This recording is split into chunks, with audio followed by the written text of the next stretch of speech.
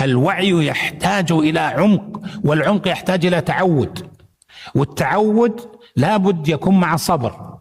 لذلك أول ما يقطع قوة العقل ترى المقاطع القصيرة اللي تشوفونها الكثيرة هذه بسرعة بسرعة بسرعة، اللي في الوسائل المختلفة، تشوف مقاطع في الريل هذه تقطع العقل، ما عاد يتحمل انه يغيص اكثر من 5 دقائق، ما عاد يقدر يقف.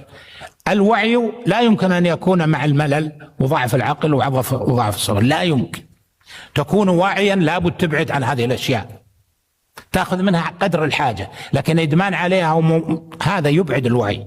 تكون إنسانا متلقيا بحتا، بدائيا، انطباعيا، غير متعمق وغير واعي.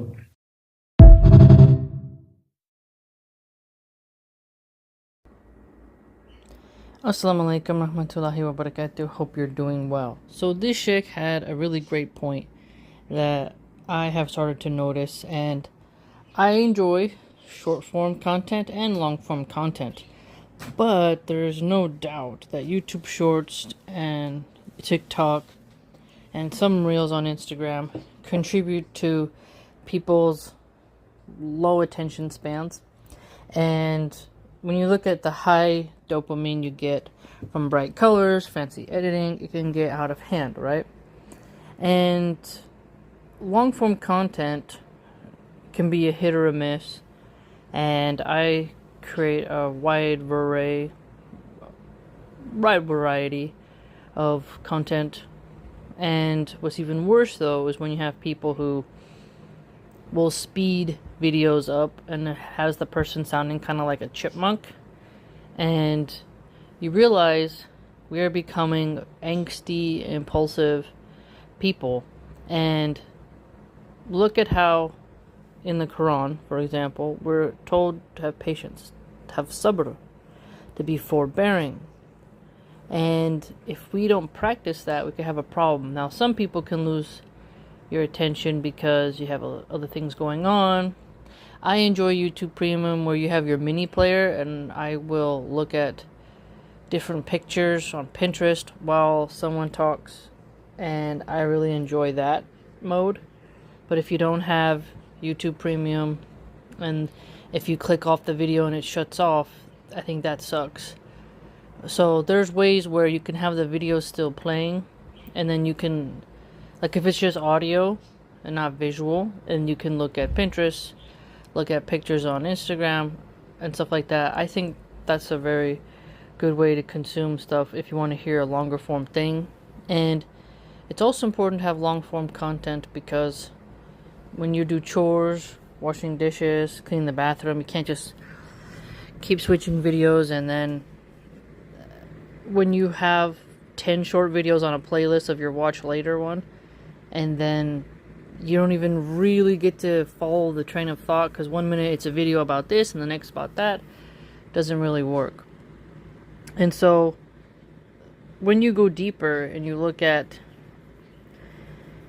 people who they are not trying to really gain knowledge in a deeper sense, and they're quite shallow, I think this creates a lot of misunderstanding. And now I try to interrupt less when people are talking. Sometimes you can quickly chime in something, but for the most part I've been trying my best to let people finish their thought, then engage, so that I can hear them, and that I'm not listening just to reply, but that I'm listening to understand. And I also have noticed, in addition to that, when it comes to women, the woman has to show herself, and the men are not really paying attention to what she's saying. It's just that they're looking at her beauty. But when it's just like a woman covered, or it's just audio, the men don't really pay attention as much. But a man doesn't automatically have to show himself in order to get attention or to get people to listen to them. I always found that quite interesting, because I'm noticing a pattern. And some people would argue that women are meant to be seen, not heard. I don't know about that. I don't think that's right. Some women should definitely not be heard at all because they're bimbos. But then there's some who you're like, hey, that person's pretty interesting. And when it comes to female streamers, their retention rate is really high because they have like cleavage showing, their legs. This is why Fox News has women, like in the past, I haven't watched Fox News in a while, but they're known for like a blonde woman, tight dress, and then they put the camera on her legs. She has to have a certain tan. They oil her up. She has like a shine or shimmer to her, or a weather lady, and she's busty. So they understand that they'll only pay attention really if there's a sexual component there for the male watchers. Now, I would argue that Islam has the better model because it says lower your gaze. And that if you're seeking information, knowledge, or just to have really strong points of meditation or introspection, the substance should matter. It reminds me further of songs where the beat is like what gets you to stay, but the lyrics are just like repetitive hooks and there's no real depth there. And then I thought further, when you hear freestyle rap without music, you start to see, who has talent and who doesn't. And who is only famous because the beat carries them, and the beat is what creates this sort of electrical feeling in the listener. And that person, like Nicki Minaj and Cardi B, have no talent. They're not lyricists. They have a beat and then they use lust and hedonism, and then the men made them famous. And I found that quite interesting. You don't see women who are great at freestyling with no beat and who are poetic being as famous as someone who has no talent, but they're just, fat material. So I say all that to say this. If you want to gain depth in something, you got to go in and not just be surface level. Now, there are some topics where you stay on the surface, and then there's others where you go, okay, let's see this rabbit hole and where it leads. Where's the dead end? Where does the brain decide this is no more? And how do you keep the energy up is also an element that plays in. But I have gone into depth on philosophy, Islam, theology in general, and culinary arts, and I really enjoy that. And I also get into other niche groups as well. And this allows such a richer and more nuanced understanding. And further, it's not just that if you don't have a long attention span, you won't gain Islamic knowledge. It's also in other categories that you might view as too black and white. And for example, if before I really watched a lot of true crime, it would have been easier for someone to brainwash me and say only this particular group with this set of factors creates all the crime, or does this or does that. But when I go really deep into the topic, into the genre of true crime, you begin to notice wow, evil comes in so many different variations. It's almost unpredictable in a real sense. There's patterns, stereotypes, and whatnot, but true evil, you don't really see it coming sometimes. And when you think about it, Shaitan has a long resume, so he's got the blueprint for all kinds of ways to come at you. And we're told in the Quran that Shaitan will come from our left, our right, above us and below us. And it's going to come from any angle. And we can't just let our guard down, but we also can't be super paranoid. We have to have hope and fear in Allah without despair.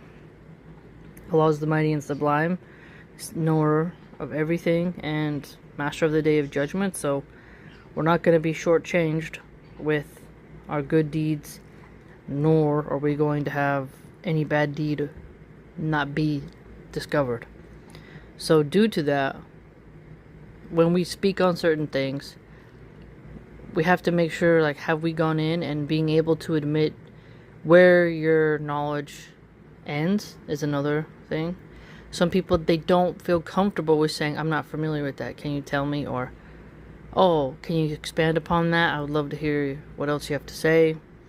It's almost as if it's just battles of I know everything. And I remember when I argued with Hamza's Den, I said we should read all kinds of things, and that reading hadith was very important. And he said you don't have to read hadith in order to be a good Muslim. And there's a nuance there. Sure, you could pay your zakah, do your prayers, go to Hajj, but at the same time, and like never read a hadith, but at the same time, if you shouldn't stay surface level. You should seek knowledge. You should go as far as you can go. And I said in that interview, that ambush interview that he did, I thought when he asked me to do the podcast, I thought that he was going to be friendly, but he was mocking my conversion, mocked my video game habits. I mean, I'm not very good at video games, but he was being rude and trying to piss me off. And so I did end up losing my temper, but I was more angry at the fact that here's this guy who's getting popularity, and he's saying to Muslims, you don't need to study hadith. And I was very insulted by that. And then he gaslit people after as if he wasn't saying that. To tell a Muslim they don't need to study hadiths, because the hadiths are what? It's the sunnah, so his legal ways, the Prophet, peace be upon him.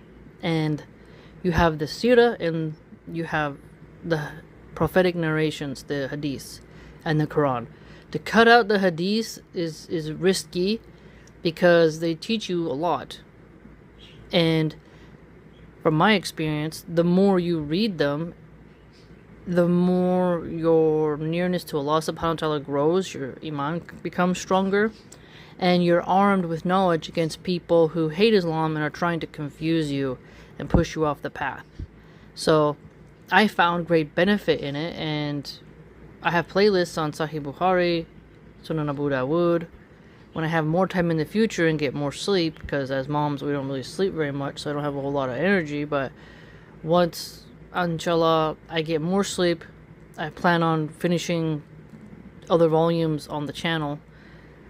So I think it's special. And further, he claimed to be this know-it-all on Christianity, and when I asked him if he ever read Aquinas, who was like the Bukhari of the Catholics, he hadn't even heard of him before. And I thought, Aquinas is actually pretty smart for the Catholics. His name has lived on for a long time, and when you take Philosophy 101, you're going to learn about him. You're going to learn about him in many different classes, history, and he's a very important figure. And I have his Summa Theologica, 5 volumes. I wrote papers on him. I found him to be a very intriguing figure, and due to how my brain thinks analytically, he organizes and has a great structure for his books that are great for someone like me who can be a bit eccentric and, how should I put it? Someone who just goes in and is obsessed.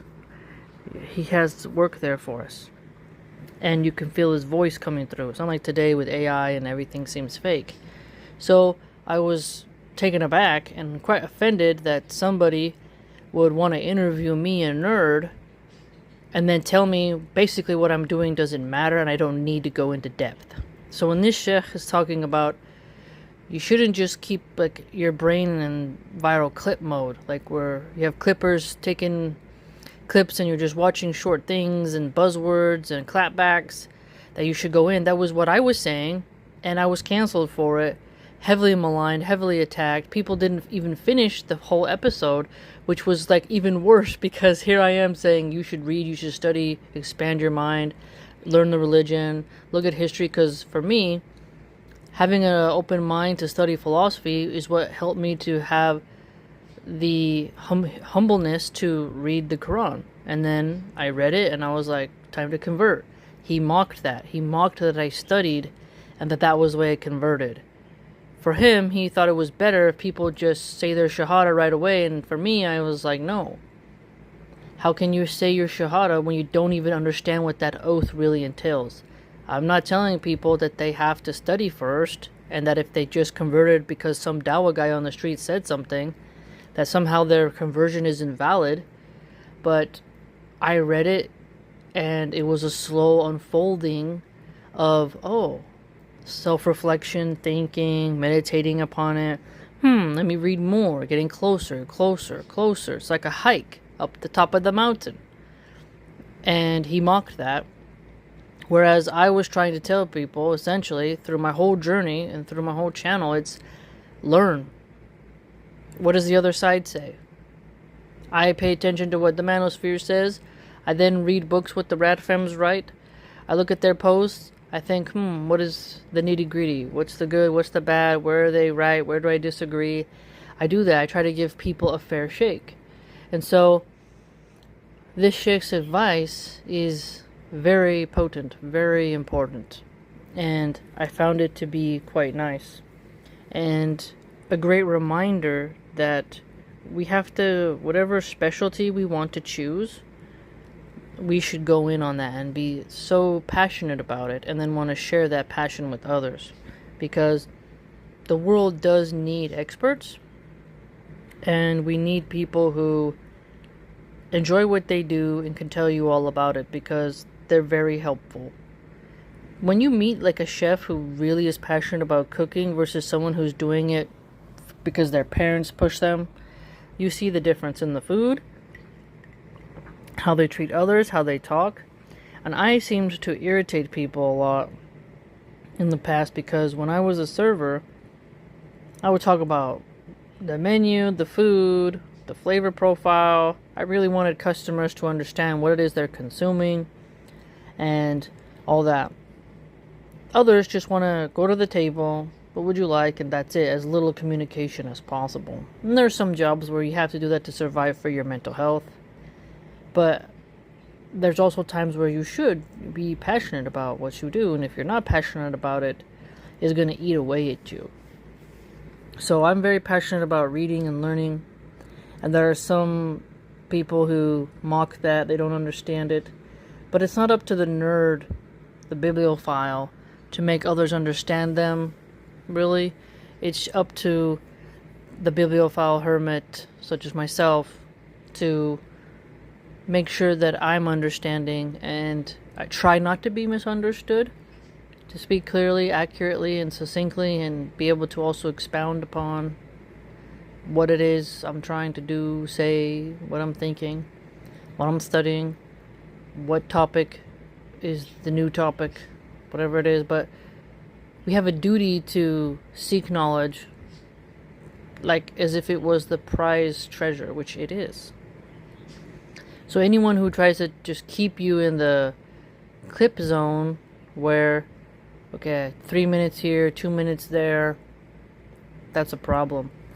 And the algorithm, I would argue, is a quite tricky thing. And there are some days where you want some short content, but we have to discipline ourselves and make sure we're able to hear long-form content, and that will help us to have a good focus. I have ADD, ADHD, and I don't take medication for that. So I'm able to focus on long-form content and short-form content and study a lot, so much. I love reading. Sometimes I fantasize about when my kids are older and in school or all grown up, that most of my days are going to be spent in the library, like at the masjid too, but heavy amounts of reading. And I get excited. I get really excited about imagining myself reading by the ocean, going hiking and reading, doing stuff like that. And I try to squeeze in as much reading as possible, because that keeps depression away, keeps sadness away, and I go to bed feeling like I did something productive, even though it's like us moms, we're always doing something. But my mind craves knowledge, and I even dream about it. So for me, I would be just like this sheikh, telling you to find topics that you're passionate about and go deep, and understand that there'll be a time where you're like, you spend 2 weeks on this topic and you go pretty deep, and then there'll be another one where you move on to the next. And then you'll have others where you're like, okay, I spent time on this for this duration on this particular topic or genre or idea, and I'm gonna just leave it there. Others, you're like, okay, I'll come back to it when I want it. But you went in and it was great. So have fun with that, and don't lose hope. Each step is progress. You can retrain your brain to like reading, and you gotta find that book, that author, that topic that attracts you. And there are some books that are more difficult for you to finish, but by you finishing them and reading them, you're gaining endurance. But then there are some where you're like, this book is trash and I'm just gonna toss it. So don't forget that does happen. And I would say that happens more so with the newer books, because there's too much AI, or people are not really putting their voice into it. They're just having AI write it for them or format it for them, and it comes off as so disingenuous and inauthentic. It's like our brains, at least for active readers, I'd argue, it's like there's no meat there. There's no substance there. There's no fat on there. So it's important to keep searching, keep looking, and there's no shortage of books, both vintage and otherwise. And used books are great because they don't cost a whole lot. You can also go to the thrift store and go buy topics, and there's vintage books on Etsy and whatnot, so look at those as well. I highly encourage you to go to garage sales, flea markets, we call them pulgas in Spanish, and you'll notice lots of books there for really cheap. It's great. So think about that, and I hope you're doing well. But remember, you don't have too much time. Everyone has different time periods in their lives where they actually have more ability, like a deeper ability to go off on a topic. But remember, people who shame books, like Andrew Tate, they don't want the best for you. They want you dumb. He taught women to be bimbo hoes, and he taught men how to be pimps. That's not somebody you want to listen to, okay? They want fast, easy money, and sometimes you gotta take it slow. Read something educational and accept that you're not gonna be a millionaire. So, different strokes for different folks, as they say. Let me know what you think. Please like, comment, subscribe, share, and join the blog.